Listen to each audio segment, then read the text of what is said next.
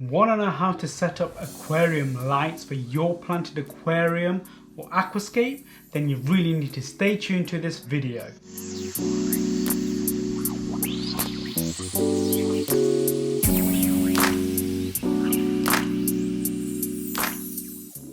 Ladies and gentlemen, welcome to another episode of Natquascape. If you're new to the channel, then subscribe, hit the notification bell so you don't miss out on weekly content of reviews and unboxings of products related to aquascaping and the planted aquarium. Also expect to see me create a variety of low, medium and high-tech aquariums and aquascapes using different products and different styles and techniques. Okay, let's kick off with an equipment list. What do you need?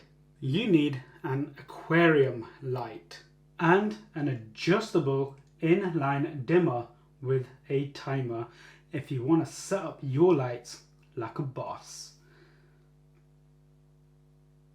So many people have used normal lights, but in today's video we're going to be focusing on lights sold solely for the purpose of aquascaping and the planted aquarium.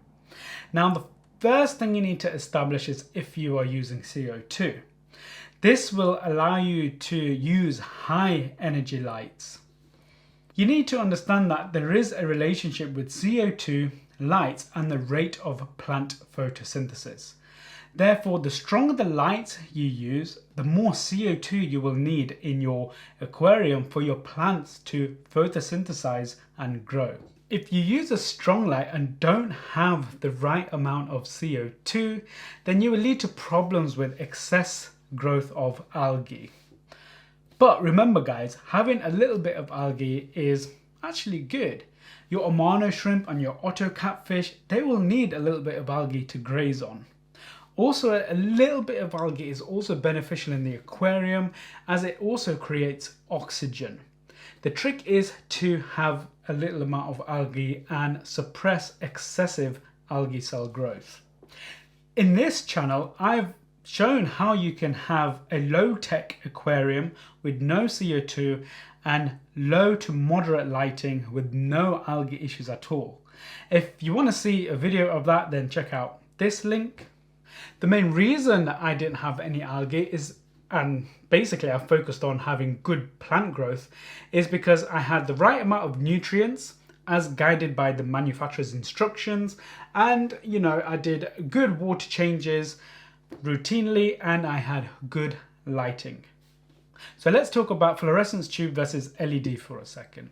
So LED lights can be really bright. So if your tank is in the living room, situated in an area of the living room where you don't really want a bright light and it really distracts from whatever you're doing, then you really need to consider getting an adjustable LED light. Fluorescence tubes are really good, but expect to change them more often compared to an LED light. Also, nowadays, there are really good LED low watt lights, low energy output lights out there for nano tanks that don't require CO2. However, in my personal opinion, I would really suggest that you get a light that is adjustable, and that is what we'll be talking about in today's video. So get an adjustable light so that you can adjust the strength of the light according to your plant's needs.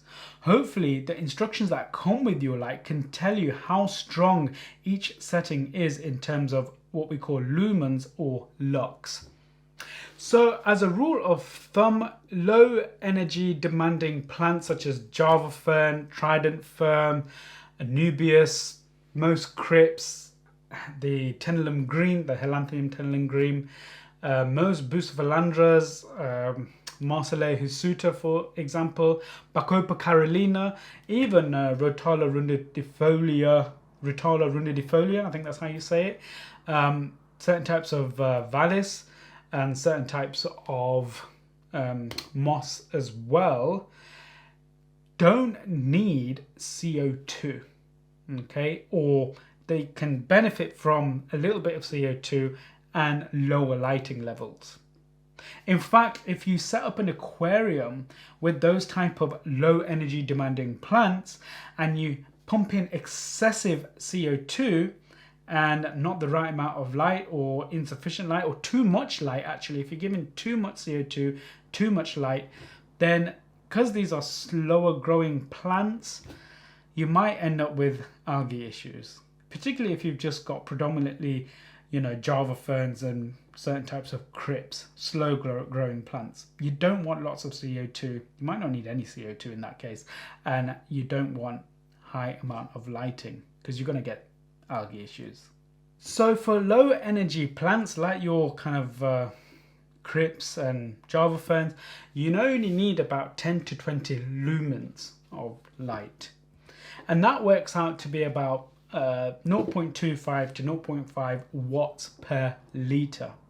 So for example, if you had a 100 litre tank, then you'll only need a 25 to 50 watt light for a low energy demanding planted aquarium. As a rule of thumb, a medium energy demand aquarium will need about 20 to 40 lumens. This works out to be approximately 0.5 to 1 watt per litre. High energy demanding plants, so in a high tech setup where you do need a bit more CO2, will need more than 40 lumens of light, so more than 1 watt per litre. Certain plants would include Himanthias cuba, for example, quite a high energy demanding plant.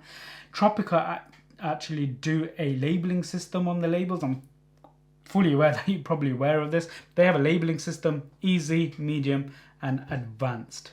And that labeling system will kind of give you an approximate guide of how much energy you would need to put in your planted aquarium in terms of CO2, light, and nutrients in order to grow that particular plant. Another thing to consider is color temperature of the light, which is normally given in degrees Kelvin.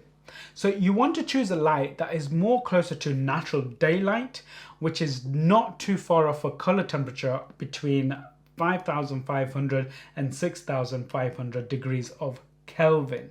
You want to choose a light with a color rendering index, what we call CRI, of at least 90. The top value goes up to 100, so kind of 100% maybe. The higher the CRI, the closer the light will be to the natural color of daylight, and therefore the colors of the plants and your fish will look much natural. Also, when you have a natural daylight color temperature, okay, and especially if you're using a light that gives a full LED white spectrum, then plants will also absorb energy from that light at the blue and the red parts of that visible spectrum. So, for example, I have a twin star light. This is the 450C, and hopefully on the instructions it will tell me what the ratings are for this product. So let's have a look. Okay, so it's giving me the dimensions and the features. So it is a white RGB light, so it gives red, green, and blue. Plants will absorb in the red and the blue areas of the white spectrum of visible light. The color temperature is 7,050, so not too far off the margin of 5,500 and 6,500. Lumens is 1,470. Power consumption is 24 watts. So yeah, it has an operating temperature as well. So a lot of the lights that are made for planted aquariums do have the specifications. So you can choose the right light for the type of setup you want. But like I said, and I've said this in my last video, buy once, not twice. And I think there's another saying, buy once and not again. Not really sure, but basically get a light that is adjustable. That way you can adjust the light to your needs, because you might rescape the tank, you might try different plants, you might start off with a lower energy in which you can dim the light down. You might then, with your experience, go to a high-tech planted setup with CO2 injection and high lighting. Then you can just ramp up the brightness of the light. Behind me and on this aquarium, on this ADA60P, I have these Chihiros lights that I actually got from Thailand on my honeymoon. It worked out to be really cheap, like 20 quid each for the light, and they are the Chihiro Series A601s. They are adjustable as well. You have to press a button, and they give a really powerful full white spectrum. They're LEDs as well. But again, plants use the red and the blue areas of visible light spectrum to photosynthesize. I've used these lights to grow a Hamantheus cuba carpet. Here is the first kind of real serious aquascape all the way ADA that I did now. Okay, so that was using the Chihiro Series A lights. I had to use 2 of them because the amount of energy they give off in watts kind of worked it out, correlated it to kind of lumens. I know I needed basically more than 1 watt per liter, so I got these lights and set it up to its maximum. And the HC carpet did really well, and I occasionally had a little bit of issue with dust algae. If you want me to talk about photosynthesis in more detail, then please let me know in the comment section, where I can give a chemist or a biochemist type of tutorial or version of photosynthesis. Now, you know, that kind of detailed knowledge may help you understand the main factors that will affect your plant's rate of photosynthesis and growth, also the rate of nutrient uptake and the causes of algae. So this video is all about how to set up the light on your planted aquarium, and like I said, I would try and go for something that is adjustable. And now on the market you can get the adjustable program dimmers that I just showed earlier in this video. You can set the lights to come on at a certain time and auto adjust the intensity of the light during the day. Why would you really want to do that instead of having on and off? One advantage would be that the fish actually do not become startled when the light comes on.